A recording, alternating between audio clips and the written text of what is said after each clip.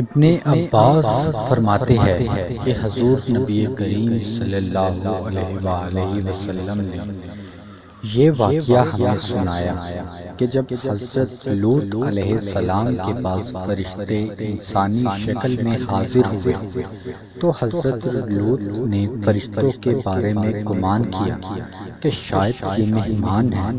حضرت لوط علیہ السلام نے انہیں اپنے پاس بلایا۔ اس وقت حضرت لوط علیہ السلام کی 3 بیٹیوں نے خوبصورت مہمانوں کو لوط کے پاس بیٹھا دیکھا تو وہ قوم کے لوگوں کے پاس گئی اور ان کو مہمانوں کی خبر دی۔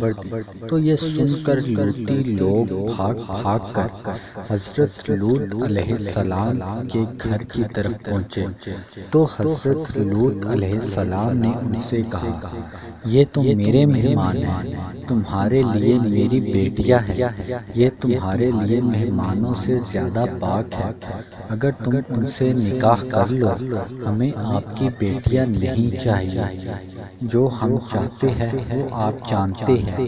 حضرت لوط علیہ السلام نے ان سے کہا، کاش مجھے تم سے مقابلے کی قوت یا مضبوط پناہ ہوتی۔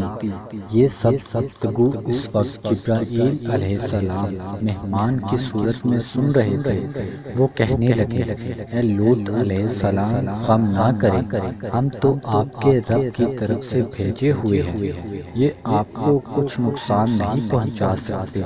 چنانچہ حضرت جبرائیل علیہ السلام نے اللہ کے حکم سے ان کی آنکھوں کو اندھا کر دیا۔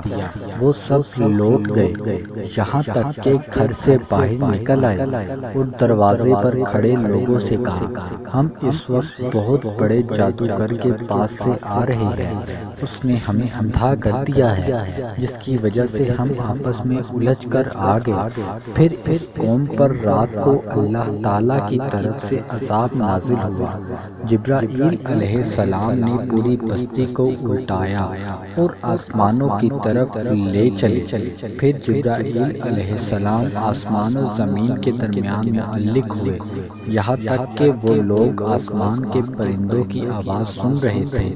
پھر جبرائیل علیہ السلام نے پوری بستی کو زمین پر الٹ دیا اور پھر ایک خوفناک طوفان ہوا، ان پر مسلط کی گئی۔ پھر اس کے بعد ان پر پتھروں کی بارش کی گئی۔ اس طرح یہ قوم لوط 3 عذابوں کا شکار ہو کر جہنم کا ایندھن بنی۔